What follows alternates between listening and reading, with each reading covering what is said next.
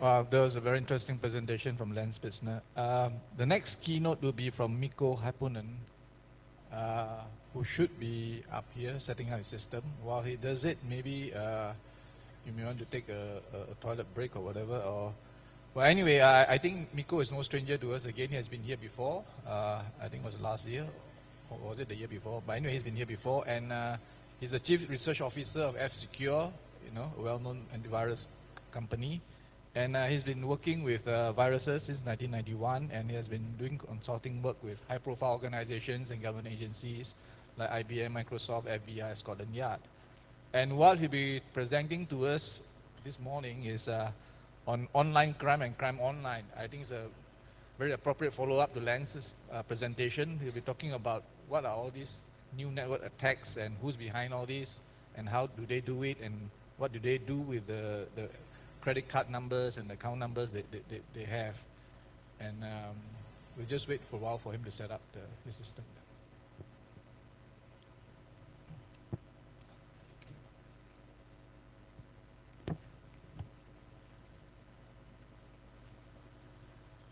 Thank you. Is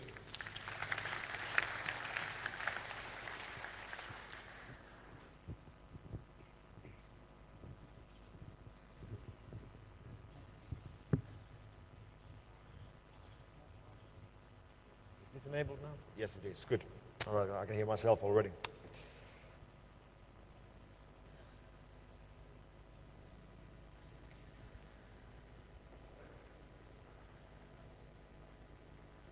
I'd like to come here and tell you that computer security situation is getting better and we're on our way to winning this war. The situation is improving. The good guys are winning and the bad guys are losing. But unfortunately, I can't do that because that is not the situation. If anything, the situation is getting worse. And unfortunately, I don't see the situation getting better in any near future either. As you well know, the enemy is morphing. It has been changing for a number of years, and it keeps changing, and it's changing for the worse. Things seem to be pretty bad in the good old days when we were fighting the hobbyist network criminals who were hacking sites for fun and defacing websites because it was exciting, distributing viruses for fame and all that. And we thought that was bad. We thought worldwide outbreaks of worms like Slammer and Sasser and Blaster were the worst thing ever. Well, of course, now we know better. The morphing of the enemy from the teenage hobbyist to the professional organized criminal organizations who operate in the internet underground today. The millionaires who became millionaires by viruses are by far the biggest problem we have today. And that is not the latest change in the enemy either. I would actually claim that we've seen three important shifts in who writes the viruses and who does the attacks. If we start counting from somewhere in the 1980s, when the first real problems appeared and when the first PC viruses appeared, the first 10 to 15 years were spent fighting the hobbyist enemy. Then entered the professionals, and now, over the last 2 years, we see more and more espionage and spying attacks done with malware. Spies are using Trojans to spy on other companies, possibly to spy on other countries. Like I said, the situation definitely isn't getting better. Now, we work globally at F-Secure. We have a global operation that monitors the situation around the world 24/7. And in order to be able to do that, we've set up labs at different locations around the world so we can easily use the time differences to our advantage. This is our headquarters in Helsinki. That's where I work, although sometimes I feel like I would work on an airplane because I have to spend quite a bit of my time on the road. But that's also where we have our largest facilities and largest single lab, the Helsinki Research Center, or Helsinki Security Labs. But this is quickly being, well, the labs we have set up around the world are quickly becoming as large as the labs we have in Helsinki. It's great to have Hack in the Box here in Hilton, Kuala Lumpur, as our Asian headquarters are 5 minutes away, Plaza Central. You can just literally walk there in 5 minutes from here. That's where we've been setting up our Asian hub of operations and our virus lab here in Asia. And I'll have here a couple of photos from our new lab that has been set up into this Plaza Central building here in KL. This is where we host our Asian operation in these purpose-built command central type of room. And these work 24/7. So the way we work is in 3 shifts a day. So for example, right now it's Malaysian daytime. The Malaysian day shift has started here 3 hours ago, 7 a.m. in the morning. Works for the next 8 hours, monitoring the situation worldwide. Then it will leave for the day, 4 p.m. in the afternoon, or 3 p.m. in the afternoon, go home. And the Helsinki will wake up, because it's 10 o'clock a.m. in Helsinki. And Helsinki will have situation for the next 8 hours. And then it's back to the night shift, which is again here in Malaysia. 3 times 8 is 24. 24 hours a day, 7 days a week. We have a group of our experts at the lab monitoring the situation, staying on top of whatever case there need to be. And let me just give you a brief look at one of the cool tools that we run in the lab. This is F-Secure Crime Scene Investigator, as we call it ourselves. It's a tool that gives you a graphical view inside the what happens when you run a piece of malware on a computer. So what you're looking at here is graphical indications of files, processes, modules, registry keys, and so on. And this kind of graphical view shows you, for example, here, if you look carefully at these slots here, they each have a PID. And this is actually the process ID of the processes in the memory of the computer that was used to generate this image. And if you look carefully, some of these process IDs are red. And they are red because they weren't on the computer when the computer was clean. They only appeared after the machine got infected. So for example, while looking at this one process which appeared on the computer after we infected the machine, we see that it's linked to every single module in memory of this computer. You see the module names right over there if you look carefully, and the memory address where the modules are loaded. But only one of those modules in the memory of this computer is red. Only one of those modules is actually something that was generated or created by this malware. And that module was loaded for one single file. The file name is right here. It's $sys$xp or DXC, and it's located physically in the Windows System 32-bit folder of the computer. It's a pretty neat tool. Looks great, and it actually gives you advantage when you're looking at malware. This is the kind of tools that we've built in-house to assist us in speeding up the analysis of any new malware that comes in. And that actually is crucial, because our main enemy is not Symantec and McAfee. Our main enemy isn't the virus writers either. Our main enemy is time. We are running a race against the clock every day of the year. We're putting out, on average, an update every 3 or 4 hours around the clock. Our labs are right now receiving, on average, somewhere between 20,000 to 30,000 files a day that are then automatically sorted through and analyzed. And then the juicy cases are handled by our analysts, because we simply can't afford to throw people at the problem. There's way too much stuff coming in. We have to automate the analysis of cases that are just coming in at massive quantities. And the growth in malware right now is faster than ever before in the history of malware. We're seeing more samples coming in than ever before. We will most likely be adding detection during 2007 to as many examples of malware as we have seen over the last 20 years. That's how quickly things are moving right around. We are reaching limit of 400,000 known and detected cases of malware, probably during 2007.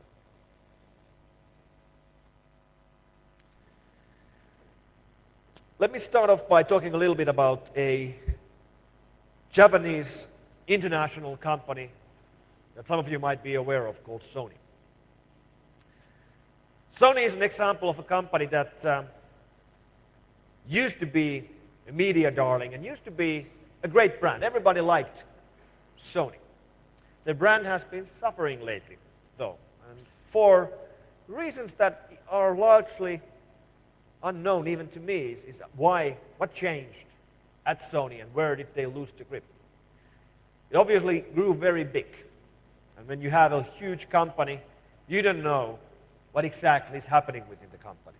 The end result, however, was somewhere along the lines, some people within different departments of Sony came to the conclusion that it's a great idea to start building commercial rootkits, ship them as part of their products, and have them installed silently to their customers' hard drives, without the user's consent, without the user's knowledge, without telling the user what's being done to their computers. Why am I speaking about rootkits?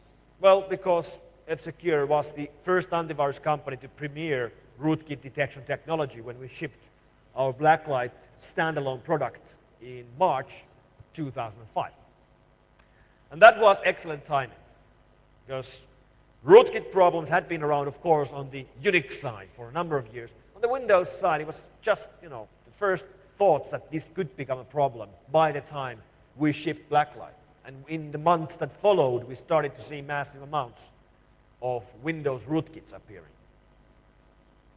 As a side effect, because we started to have quite a large user base out there running our rootkit detection technology, we also started to find rootkits that people had on their computer and they had no idea they had rootkit there. And those rootkits weren't written by virus writers. Blacklight is still around. You can still go to a website today and download this free tool and check machines for rootkits. But the main reason why we built this technology is, of course, that we have it today inside our products. Our customers running different versions of F-Secure's products, like F-Secure Client Security right here, have this detection capability built into the main product. That's why we built it for, and that's why the whole technology was developed. The fact that we made available a free standalone version was just an added bonus. Well, the first case we heard about a rootkit being found on people's computers which were not being written by virus writers was when people started reporting us that after they were listening to music from the CDs of Celine Dion, from the new record from Switchblade, from the latest record of Van Zandt Brothers, and so on, suddenly Blacklight started reporting hidden folders and hidden files on their computers. For example, one of the files which was hidden was called $drmserver.exe. I wonder what DRM means here. Of course, it's all about copy protection. That's what they were trying to do with the music CD rootkit, which was all over the news in 2005. So we found the Sony rootkit back then. And it was our Blacklight technology that discovered it. So you can imagine our surprise earlier this year when we got a customer complaint that we have a false alarm. Our antivirus is alerting on this driver for a USB memory stick, and we should fix the false alarm. So we apologized to the customer, asked for a copy of the driver so we could fix the false alarm. So the customer said that, well, you can just download the driver yourself. The stick he had bought, this was a customer from a big German company, they had bought a set of these USB sticks, secure USB sticks, to be used in their company. And these are secure sticks made by Sony because they have a fingerprint reader. You store files on it and they are secured by your fingerprint. You can only access the files after showing the finger to your stick. So we went to the Sony site and we downloaded the driver so we could fix the false alarm. And then we realized that it wasn't a false alarm. What we were alerting about was that there's a rootkit on your system. And there was a rootkit on your system, installed again by a Sony product. Now, of course, it's a totally different Sony. Sony BMG has nothing to do with Sony Electronics, which built this thing. But it's the same company, owned by the same Japanese host. Well, we made this thing public on Monday last week. That's when we announced it, after spending a month trying to contact anybody at Sony to acknowledge this, to work with us, to get it fixed. We never got a response. So what do? Well, we blogged about it. We put a blog post on this last week's Monday, and it made the news internationally, and eventually, around 10 o'clock on Friday, last Friday, I got a phone call from Sony Electronics USA. Two guys called me up and said that they wanted to call us and thank us for bringing this into their knowledge. And they would like to apologize for not responding earlier. And they promised to set up an email address for us so we can reach them for sure next time we find something from the Sony products. So if it would happen for the third time, I think next time we would be able to reach these guys. It is a good product, though. It's a pity they had to put a rootkit in there. And you can kind of see why somebody might come up with the great idea of having a rootkit. What they were trying to do here was that they would store the confidential information, like the fingerprint information, to a folder which was then hidden with rootkit technology. So no matter what you did, you wouldn't be able to find the folder and find the files. Where they went wrong was that they created a folder called FG in your Windows folder. And that folder and any files in the folder were hidden. Not just marked hidden with the attribute, but totally hidden with rootkit technologies. Which means the malware authors can use this to their advantage. They can simply check when they infect a machine, is there a folder called FG in Windows folder? If there is, let's store copies of the virus in there. And many, many antivirus programs won't be able to find it anymore. Even if the antivirus program would know the virus, they won't be able to scan it because Sony is hiding the folder. Even worse, if you would go today to sony.net and download the driver, you can just take one file from the installation package, one exe, and add that into any malware out there. You run that file in any folder. It doesn't have to be FG. It doesn't have to be in the Windows folder. You run it in any folder, it will hide that folder for you. So malware can use the Sony rootkit as a standalone, ready-built rootkit, which is problematic for antivirus programs to detect. As you saw, our first response from the customer base was not that we are detecting a rootkit, great, but that we are having a false alarm. We should remove the detection of this rootkit. So it's problematic for antivirus companies to detect a rootkit like this because it has been shipped in a commercial product. And now malware authors can take the rootkit from the driver and use it on a standalone machine which has never seen the USB stick, which has nothing to do with the stick. Sony has created a standalone rootkit which can be used by anybody to hide anything. Way to go. Well, we're now working with Sony and assisting them in fixing this and hoping that they will finally send a company-wide letter to all their employees that no, you should not use rootkit for anything ever, period. Hopefully this was the last we heard of this. So, if we look at the whole situation worldwide, where are we today? Well, we used to have to worry only about the criminals who were close to us. Think about this. 10 years ago, the most likely crime you might have been hit with would have been somebody stealing your car, stealing your bicycle, burglaring your home, stealing your TV, mugging you on the street and taking your wallet, or stealing your phone. I lost my phone yesterday. If anybody sees an Apple iPhone somewhere, it's mine. This has changed.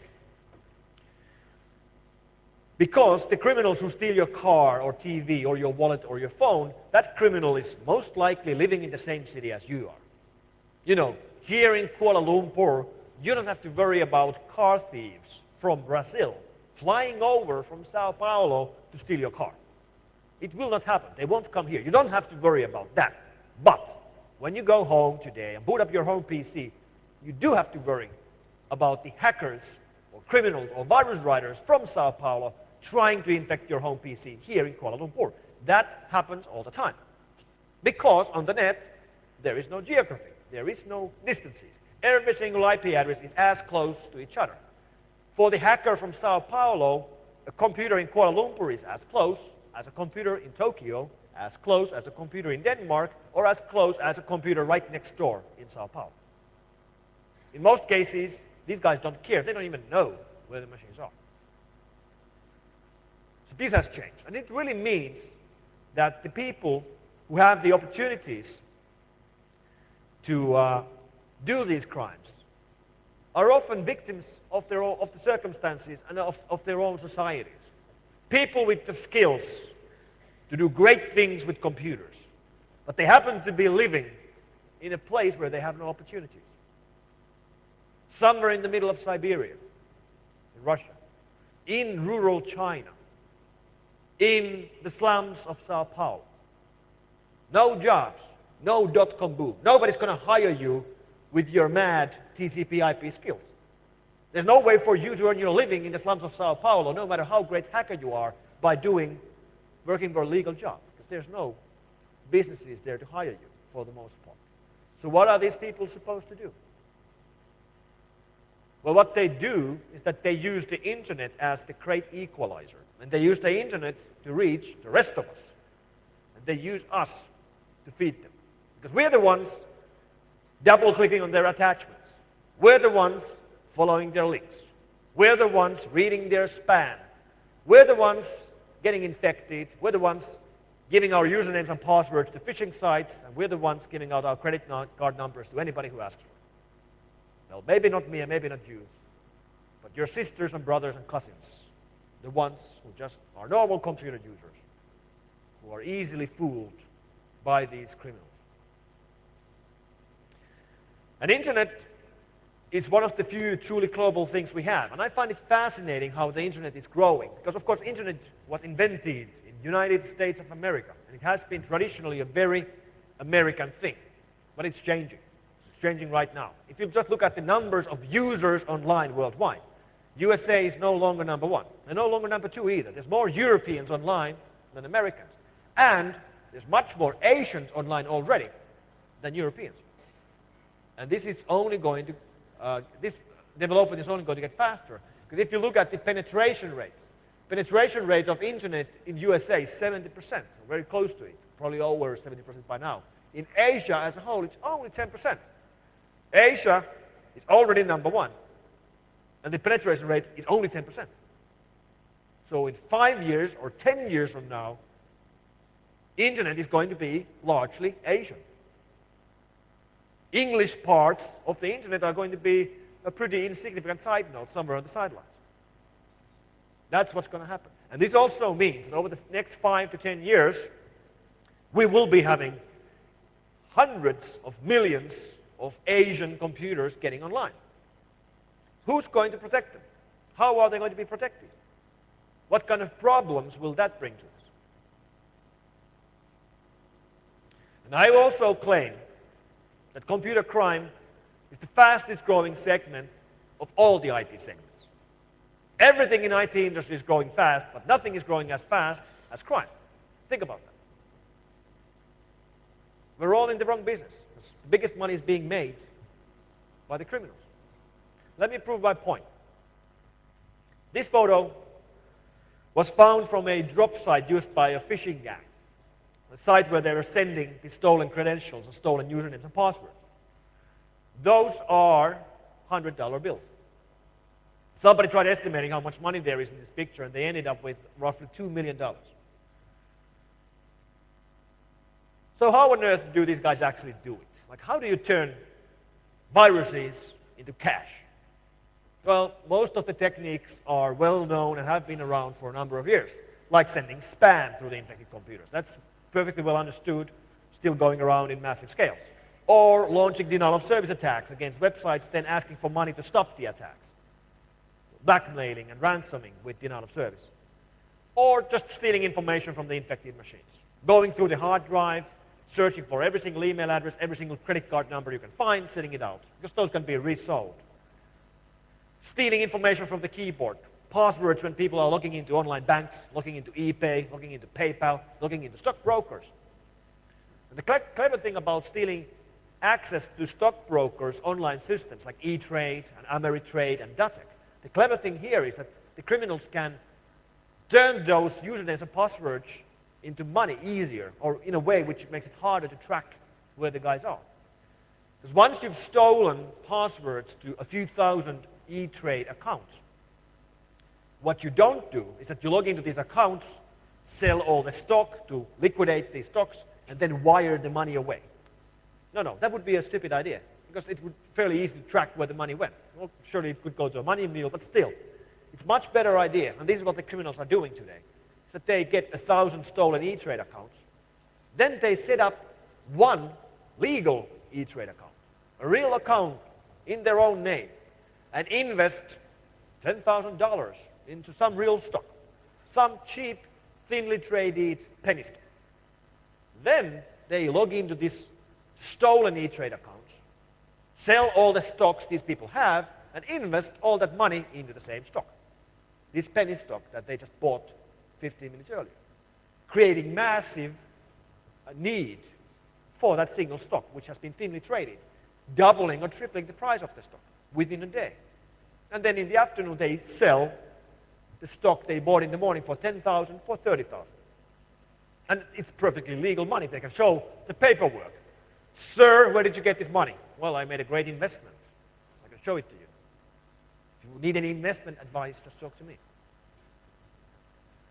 Same thing in these guys who steal poker credentials. As you know, online gambling and online poker playing is a global phenomenon. People playing Texas Hold'em online for real money. Real euros, real dollars, real ringgits. And there's tons of malware out there that tries to steal usernames and passwords to poker sites. And again, what the guys, once they've stolen these accounts, what they don't do is that they would log into this poker gambling application as you, and then wire the money away. Because it would be easy to find where the money went. No. What they do is that they log into this poker application with your username and your password, and then they start a new game, new table. And from another computer, they go to the same table with their own account. And then they play with your account and their own account against each other. And when they play with your account, they play badly. I'll raise that, and, with $5,000. And of course, they zero out your account, moving all the money away. Again, it looks legal. Sir, where did you get this money? I won it in a game of poker. I was really lucky. I can show it to you. I can prove where the money came from. It's laundered money. It also shows how hard it might be then for the victim to recover. If you're the victim, you notice this the next day. You log into your poker application to have a nice game of poker, only to realize that you have zero money left. So you call the administrators, help me. Yesterday evening, somebody logged in as me and played badly. Please give me my money back. Yeah, sure thing. We'll get right on it. And then other games. Games like World of Warcraft, Lineage, EverQuest, others, where people are playing massively multiplayer online role-playing games. And when we started seeing Trojans that steal usernames and passwords to online games like these, we were first assuming that it's just, kids fooling around, stealing each other's gaming accesses and gaming accounts. Well, we were wrong. It's not about that at all. It's about stealing thousands of accounts in games like World of Warcraft, then emptying those accounts from virtual goods, virtual gold, virtual money, and selling those in online auctions for real-world cash. That's what's going on. And again, you can see the problem. You can imagine calling the cops. Help me. Yesterday, somebody stole my sword in World of Warcraft. Sure thing. We'll get right on it. And then we have, listed here, the last thing, targeted attacks. I'll get back to that. But the bottom line is that the money that's being made with these attacks is great. And almost nobody getting caught. Because most of these attacks are never reported to the police. Even if they are reported to police, they typically won't investigate. Even if they investigate, they typically won't find anybody to prosecute. Even if they find somebody to prosecute, he's far away in another country under different legislation, it's very hard. If they manage to get him to court, he typically doesn't get sentenced. So very few of these guys actually get caught. So if the money is good and nobody gets caught, is this problem going to get better or worse? It's going to get worse. It's going to get much worse. So how good is the money? I'd love to see international statistics on just how much money is being lost to online crime, but I haven't seen such statistics compiled by anybody. But we have a couple of points. 2006 in United Kingdom, according to APAX, which is the UK Banking Association, UK banks lost £12 million to phishing attacks, which is a lot of money, but I think that's still pretty small to the global picture. Another example, the local police operating in Sao Paulo in Brazil has been tracking several of the banking Trojan gangs that operate in Brazil. They've done at least 4 big busts of these criminal gangs. The last big bust they did involved arrest of 30 guys and the leader of the gang. The leader was 19 years old. And according to the Brazilian police, these guys had stolen $110 million before they were caught. Guess how they were caught? They were caught because of their lifestyle change. Because these were kids from the slums. And suddenly they were buying Bentleys and Mercedes-Benzes and Harley-Davidsons and throwing huge parties. No wonder they got caught. Well, if you go back to spam for just a moment, it still is a problem. And it still works, which is the surprising part.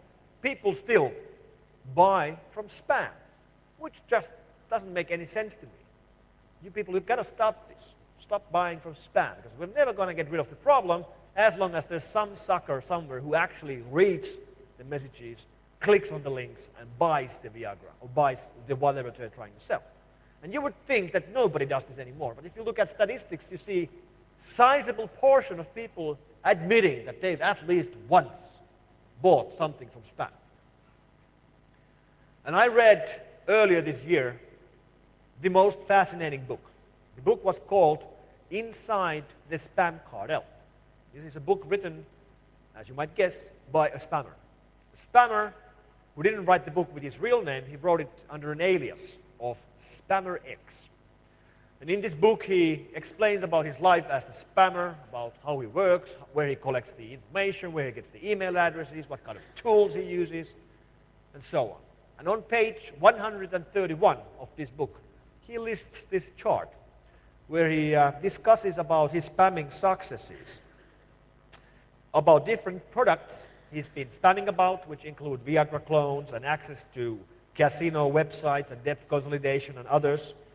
And when he was spamming 1 million spams a day with a reply rate of only 0.0001%, he was still making thousands of dollars every day by sending spam. Don't get me wrong, I'm not recommending this line of business for anybody. Spam is bad enough as it is. But spam works. No wonder it is still going around.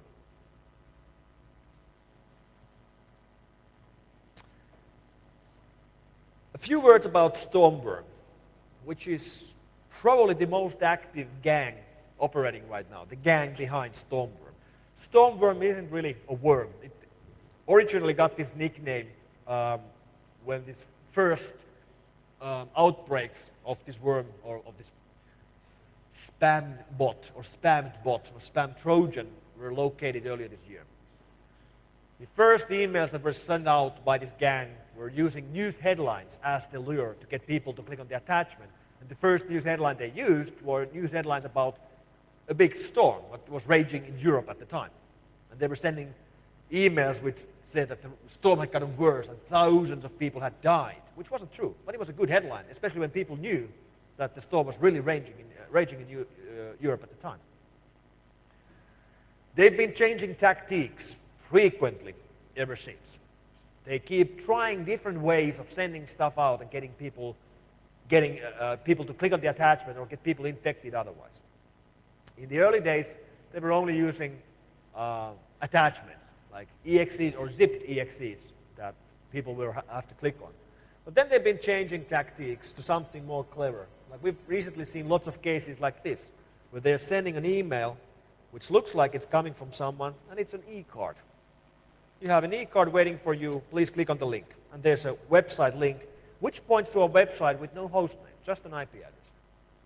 And if you actually go there to that site, there is a website waiting for you which says that, no, sorry, you can't see this e-card that you have received from a family friend because you don't have the necessary components. You need Microsoft Data Access, which actually is a real component from Microsoft.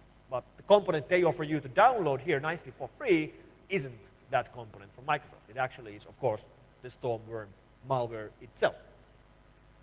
If you actually download it and click on it, you get infected.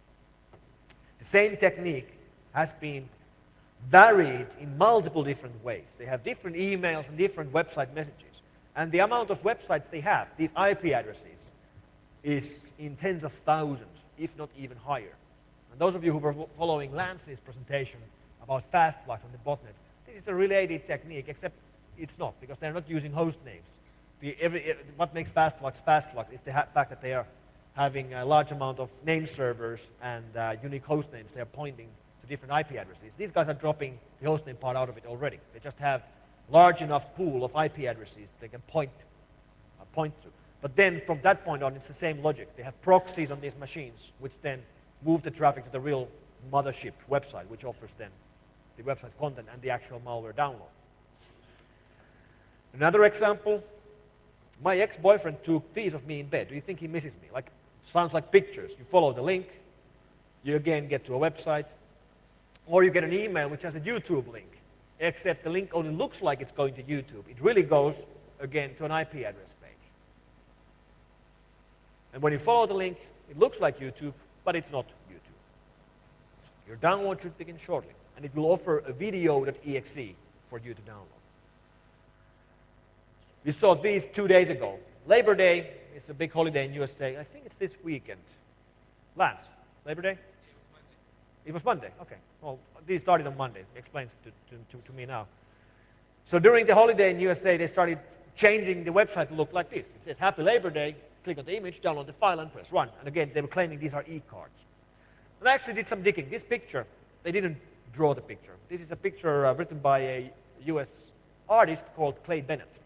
And I actually sent him an email yesterday informing illegal use of his picture. Perhaps he can do something to get this shut down, because apparently no one else is able to shut down Stormworm gang's operation. So okay, these guys built a big botnet with these malware. But what exactly are they then doing with the botnet? Well, we believe they're using it to send spam. Once again, spam, which has been around for so many years and still continues to be cash cow for guys like these. And these guys have been sending spam in many different ways. We believe they have been involved in many of the big image spam runs. And of course, image spam is spam which is not text, it's an image.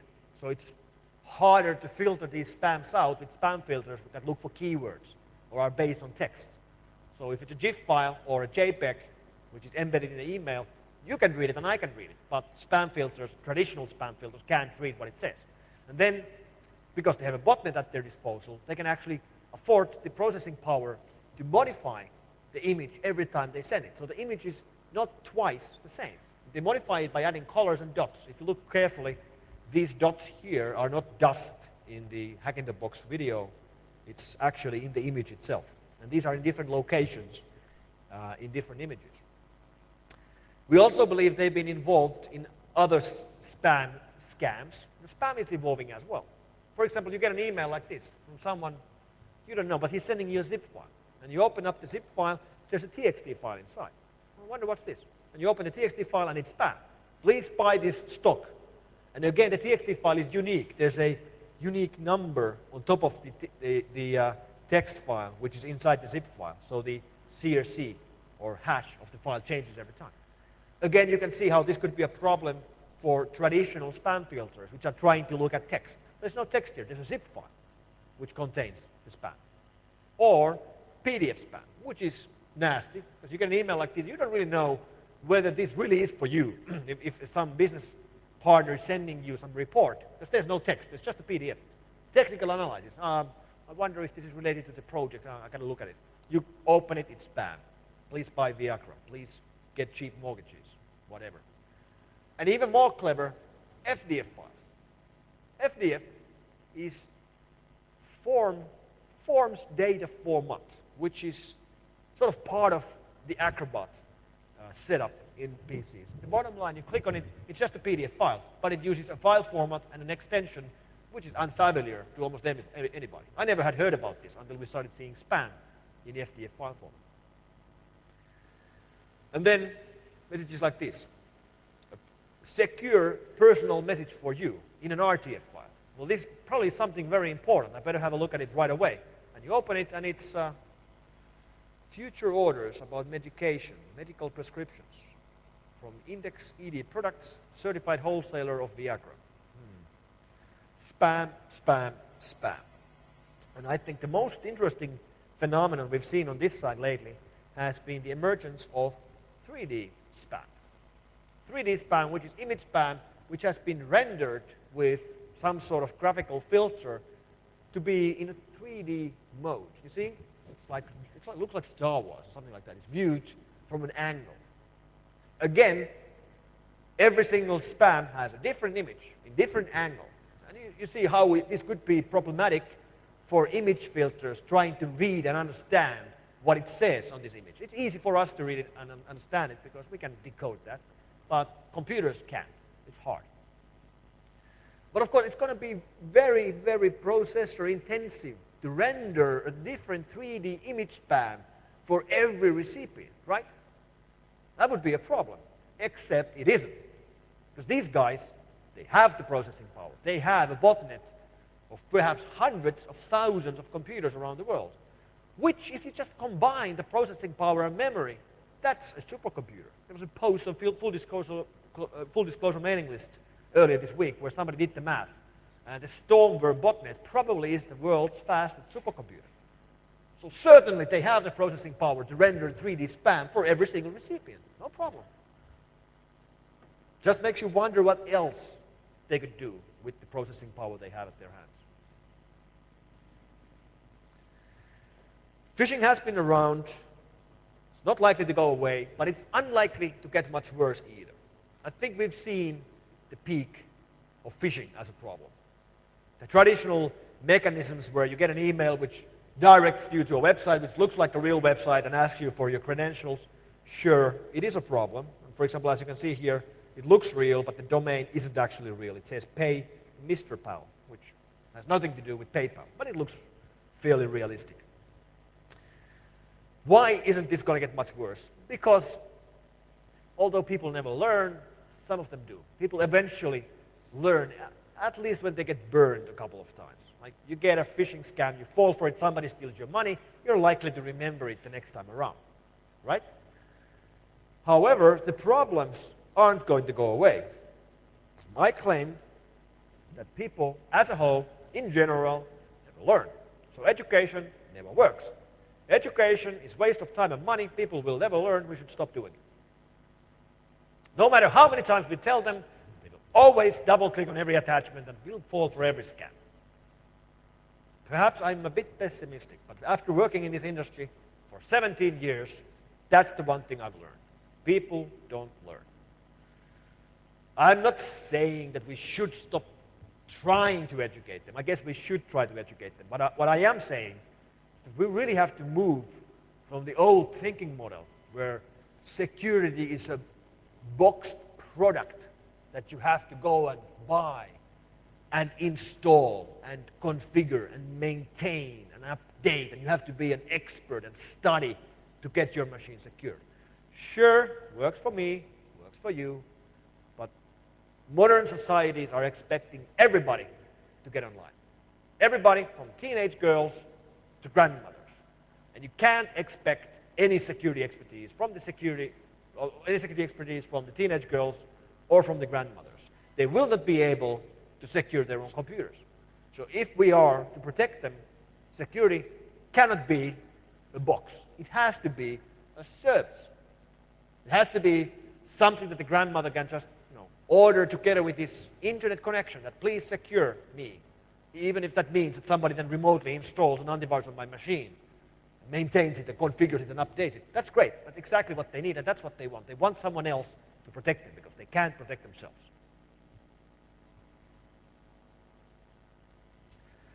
So if phishing isn't going to get much worse, are we better off then? Well, unfortunately, we're not, because what's going to happen, what's happening already, is that many of the phishing operations are being replaced by operations involving banking Trojans.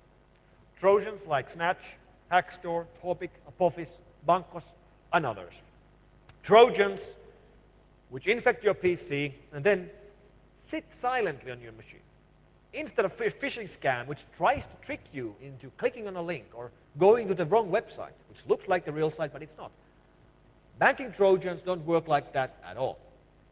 You get hit by a banking Trojan because you go to Google, you search for something, you click on search result number 6, and you end up to a website which is an evil website. It was in the Google to begin with because it just has lots of index keywords and it has an exploit on the front page waiting for you. And since you're running a little bit older version of Internet Explorer, you get infected like that. And you never noticed this. You just got hit and you have no idea that you got hit. Or you received a banking Trojan in an email attachment. But regardless, you get infected by one of these. And what it does after you get infected is that it does nothing. It just sits on your machine, sits and waits. It doesn't display anything. It doesn't try to trick you into going into a bank. Nothing like that. Just sits and waits until 6 weeks later, 3 weeks later, 2 days later, you decide that, oh, I got to go online to do some banking. And you type in the address of your favorite bank, and that's when the Trojan wakes up. I know that URL. That's a bank.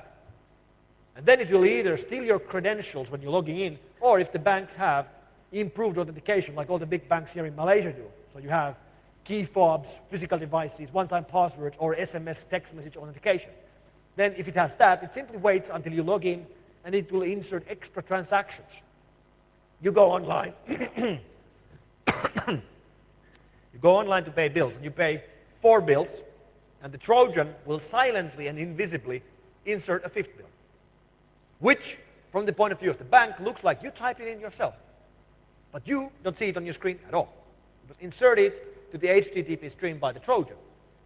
And the encryption in the banking connection doesn't help at all, because it's SSL. It's already decoded by the time it hits your browser, or it hits your screen. And the malware is operating as a browser handler object within your browser. So in the end of the transaction, you approve the bills. You never see the bill, but it will move a few thousand ringgits from your account to the criminals. What did you do wrong? Nothing. You went to the right website. You were using the same bookmark for your bank you've always been using. It is the right URL. It is HTTPS. There is the lock. The certificate is right. There's nothing wrong on the screen. And they still got your money. So how on earth are we going to solve that problem by educating users? We won't, because there's nothing to educate. The only thing they did wrong was that they got infected by the malware to begin with. And that can happen in so many ways that it's just hard. Of course, I could recommend everybody to buy our antivirus, which is a great idea. Go and buy it today, but that's probably not the solution you want to hear.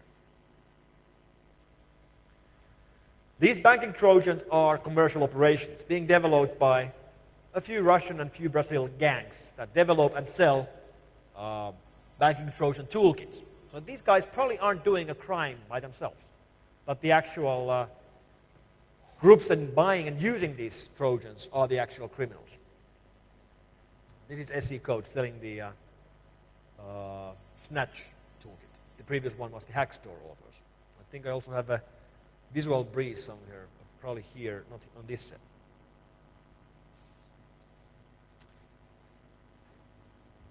How are we doing in time? Since we started a bit early, should I still finish in time, or should I keep going until 11? Organizers, you have an opinion?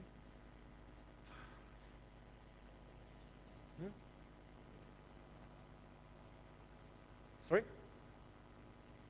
Oh, sure. Then in that case, I'll show this example as well. We seem to have the time to do it.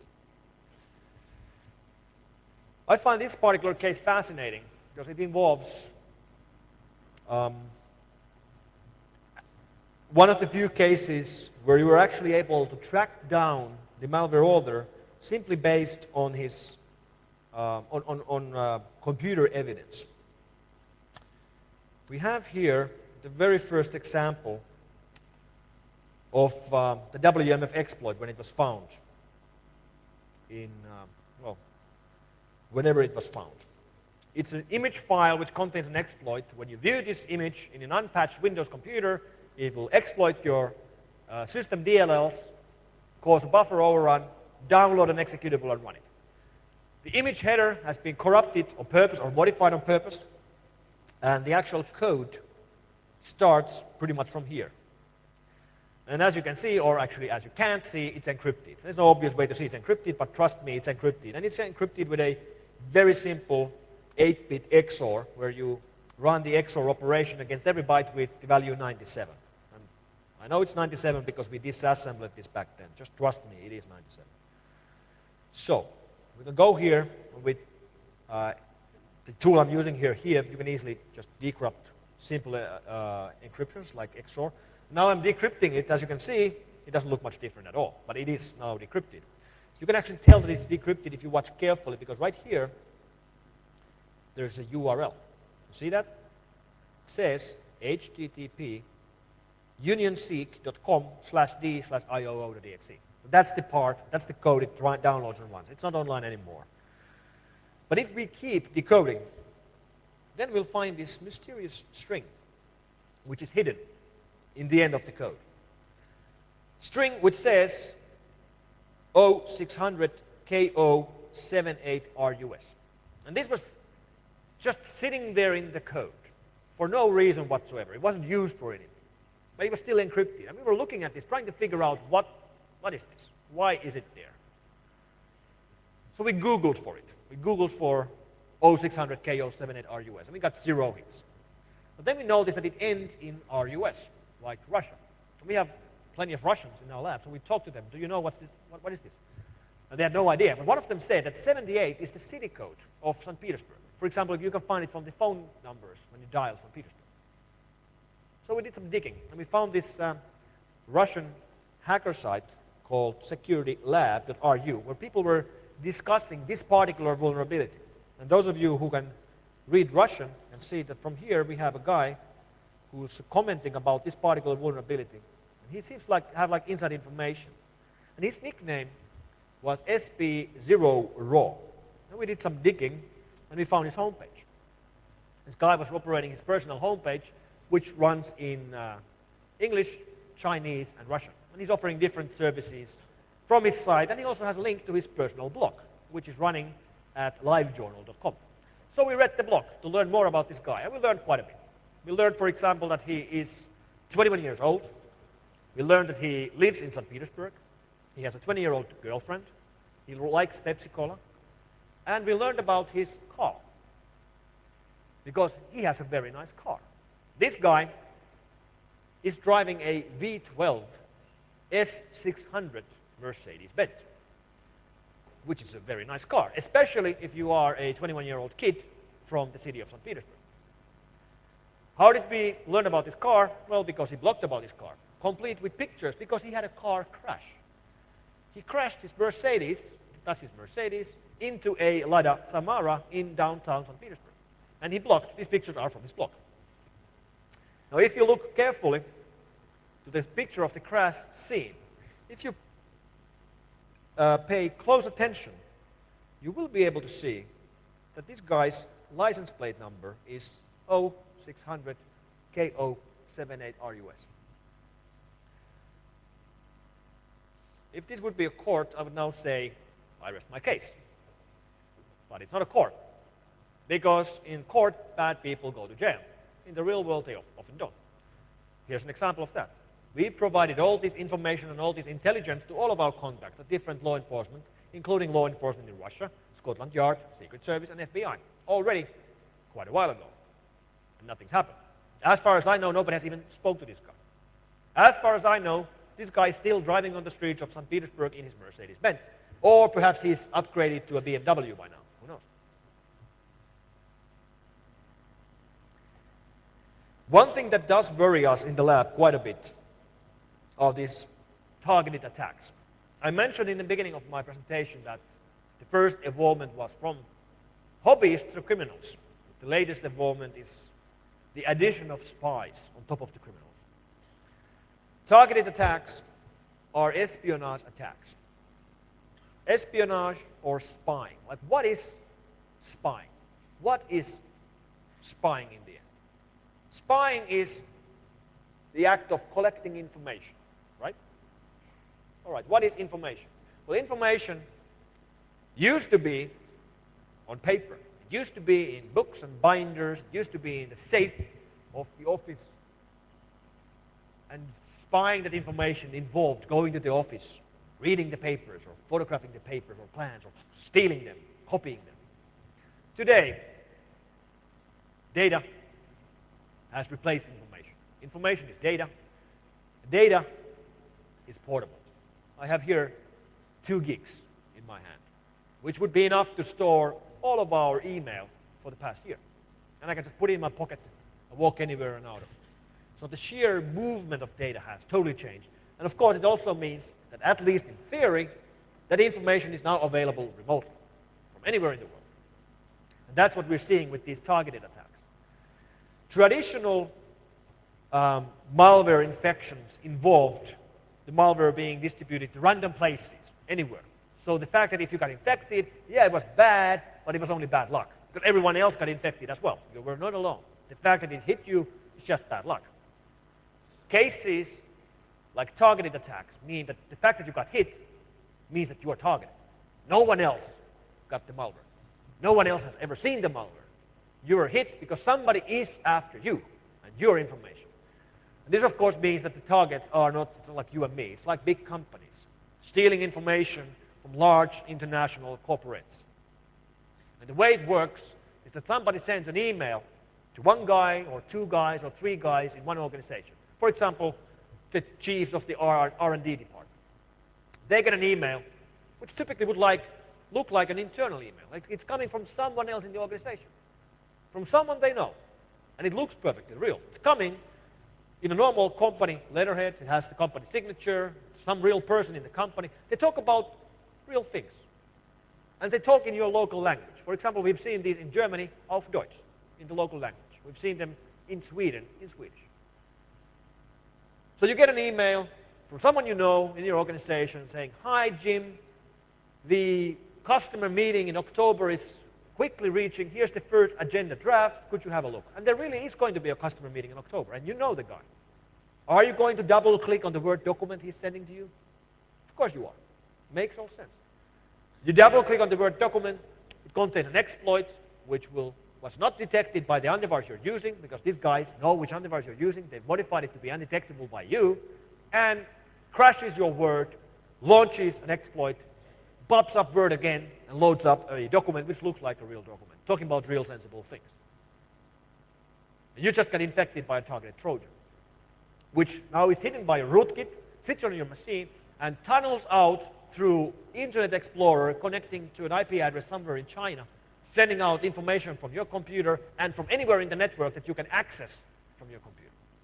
And we've seen cases where companies were hit by something like this, and they had a few key infected workstations within their corporate network for 18 months before they realized that somebody was downloading information from their network all the time. These are the real nightmare cases. Now, these are really rare cases. We only know of a handful of these happening around the world over the last 2 years. So it's really unlikely that this would happen to your company. But when it happened, it is a real nightmare case. You got hit, it was targeted, it was prepared, somebody put a sizable investment in attacking you, and most likely they will be successful. So we've seen this around the world. We've seen big companies being targeted. We've seen governments being targeted. We are aware of attacks against EU Parliament, the UK Parliament, and the German Ministry of Interior. FX, which was it? Oh, he just left. These cases are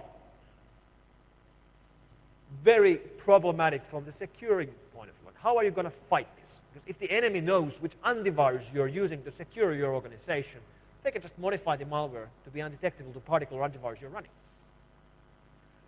What we're doing in our product to fight this is that we've introduced a feature called Deep Guard, which will keep monitoring what the programs do even after they've been declared clean by our scanning engines. So you double-click on a file, you run it, we scan it before we let it run. If you don't find any known malware from it, we let it run. But we keep monitoring the file as it's being executed, building a score. But what is this program doing? Oh, it wrote the registry. It gets 10 points for that. Wrote the system 32-bit folder. That's funny. It gets 20 more points from that. Now it's modifying the process memory of other processes. That's really weird. It gets 40 more points from that. And when it hits a threshold, which is too large, too high, we'll just stop the application, even if we don't find any known virus from it. And that kind of technology is capable of stopping attacks like this, at least in most cases. So the evolving enemy looks pretty much like this, from hobbyists to criminals to spies. So really, today the most likely place for any of us to be a target of a crime is no longer the real world. Today it is the internet. You're much more likely to be hit by a drive-by download than to be mugged by a criminal.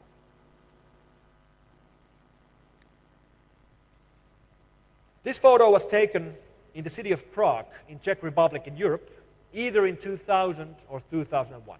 This is 29A, one of the last known hobbyist virus writing gangs.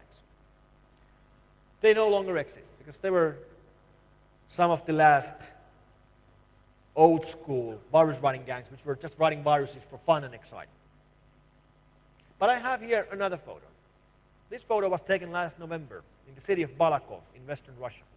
We have here, from left, Mr. Alexander Petrov, Mr. Denis Stepanov, and Mr. Ivan Maksakov. Ivan Maksakov, on the right, wrote a bot, which they then distributed worldwide by the three of them, infecting 200,000 computers, creating a botnet, which they then used to launch distributed denial of service attacks against web shops, shutting down the websites of online shops for a day or two, then contacting the management of those companies, explaining that we did it, and we'll continue doing it, unless you pay us $20,000. Later on, they were asking for $30,000. In the end, they were asking for $40,000. This is blackmail. This is ransom, or denial of service ransom cases. And these guys attacked hundreds of companies, earning over $4 million with their attacks before they were caught.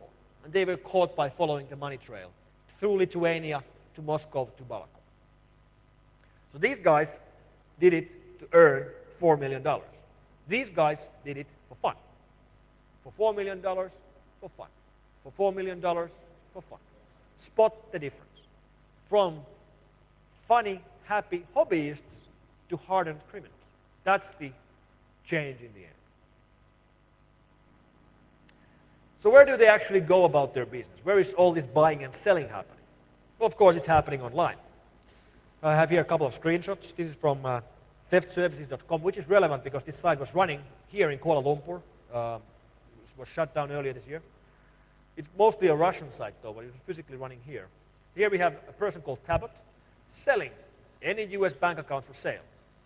Lots of different brokerage accounts for sale. In stock, accounts from other countries, Canada, Australia, New Zealand, France, Turkey. Price is negotiable.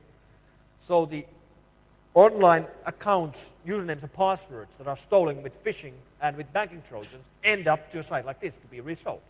Same thing with credit card numbers. Here we have another seller, again from Theft Services. She's called Drax. She looks nice. She's selling logins in USA for Citibank, for Washington Mutual, for Wachovia, for Bank of America, for Chase. In Australia, United Kingdom, Canada, some others in stock. Ask me if you need something specific. This is from another site. This is from darkmarket.ws. Sylvan is offering distributed denial of service attacks for sale. I will take down any website that you want for $50 a day. This is a great deal on distributed denial of service attacks that cannot be beat by anyone. Buy now. And you even see stuff like this. It was really interesting. This is from Dark Market again. This guy is saying he has some extra Dove stickers that I'm selling. Quality is good. 200 stickers for $1,500. And I was wondering, like, what the hell is a Dove sticker? Why is it so expensive? Like, what are these guys selling? But then I realized, because on the same side you can buy stolen credit card numbers. So what this guy is selling is Dove stickers. And if any of you has a Visa credit card, if you look carefully, you'll have a sticker that has a picture of a dove on your card. That's the hologram. So if you want to buy those card numbers and burn real plastic out of it, if you want to make it look real, you need the hologram. And that's what the guy is selling. Quality is good. Then they need the mules to move money around. The independent or innocent bystanders who are recruited to move the money, launder the money for the criminals. I got this email personally last May. Geneva Finance requires regional representatives. If you speak English and are capable of working a few hours a day, we have a job for you. But you must have no criminal record. Please apply within. Of course, I emailed them immediately. I sent them an email. Hello. Oh, yes. I'm interested. What do I need to do? So I emailed them back. And they emailed me back the next day. Mr. Olaf Kleinzer from Geneva Finance Management Department got in touch with me immediately and was very happy to hear from me and asked me to have a look at the applications he is attaching to the email, which of course I scanned for viruses and checked immediately. They were actually clean. If you look at other information, this guy is supposed to be in Geneva in Switzerland, but his phone number goes to USA, and his email address looks pretty real, oued.org, but it actually it's just a placeholder. There's nothing there. So I opened up the documents on a spare machine, and money transfer simplified. There was a long explanation about the job that I was applying for, including that my new job consists of transferring payments. And I will be receiving large amounts of money to my personal account, and my job is to wire that money using Western Union to faraway countries. And as my salary, I get to keep 5% of the sums I'm moving around. This, my friends, is also known as money laundering. People fall for this. They think it's a real job at a real company. Get a job and start moving money around. Well, I didn't. I declined the offer. I'm not quitting my day job. So let's sum it up.